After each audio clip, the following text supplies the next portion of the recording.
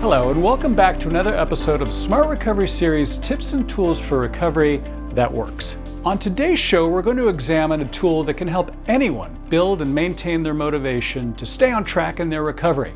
And it's called the Hierarchy of Values exercise, or HOV for short. First, let's break down what's implied by the term values.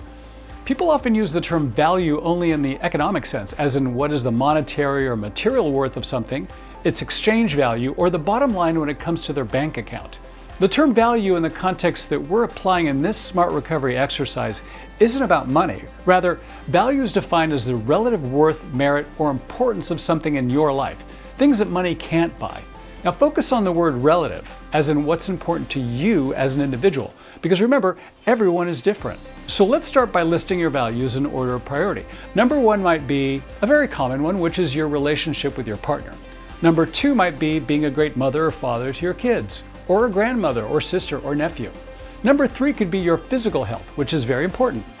And lastly, perhaps you value your career and your professional growth.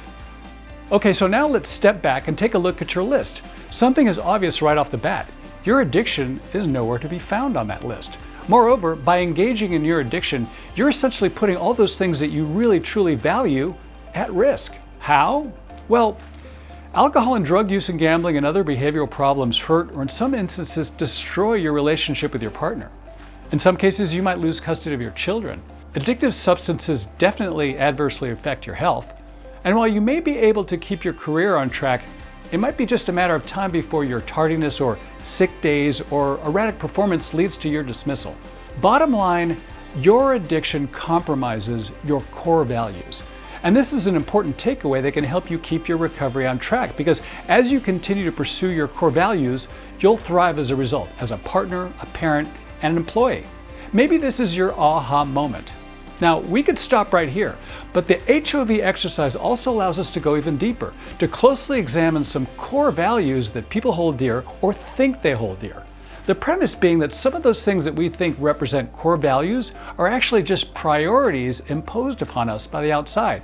Imagine a young woman who fulfills the expectations of her parents and makes it a priority to become a successful lawyer. But later in life, she struggles with the realization that she hates the legal profession and would really rather pursue a childhood dream of becoming a romance novelist. Or a man who follows society's expectations and marries his childhood sweetheart. But as time goes on and his marriage fails to make him or his spouse happy, he realizes that perhaps he wasn't even attracted to her to begin with, or perhaps he's not even attracted to women at all. You may think that these are extreme cases of disconnect, but they're really not. In fact, these various degrees of misalignments are often the root cause of people's addictions to begin with. Think about it. Some people self-medicate to deal with the pain of what's been done to them by others. Some must self-medicate to deal with the pain and guilt of what they've done in their lives.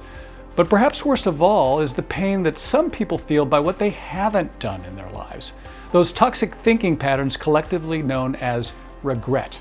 Henry David Thoreau famously stated that the mass of men and women lead lives of quiet desperation, and the cause was misplaced values. Some of us feel a void in our lives and we attempt to fill that void with things like money, possessions, and all too often addictive substances that help us deal with the pain and anxiety caused by regret.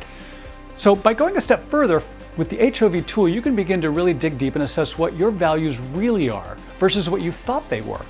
And this takes some serious introspection and honesty, because sometimes the answers might be totally different than what you always supposed that they would be. But for now, let's just keep it simple. Start with three basic questions. One, what do I want for my future? Number two, what am I currently doing to achieve that? And number three, how do I feel about what I'm currently doing? Odds are, when you were indulging in your addiction of choice, you either didn't have the time or the courage to face these questions directly. The irony being that the sooner you had faced those questions, the sooner your addiction may have been addressed to begin with. If this circular reasoning sounds familiar, it's because it is. It's a common allegory in literature and films. Quote, "The truth we seek has been within us all along, if only we had the courage to look." Hey, I hope these kinds of smart recovery exercises really help. And if you've used them, we'd love to hear from you. Drop us a line at tipsandtools@smartrecovery.org. And as always, thank you for joining us. Don't forget to like and subscribe, and stay tuned for our next episode of Smart Recovery's Tips and Tools for Recovery That Works.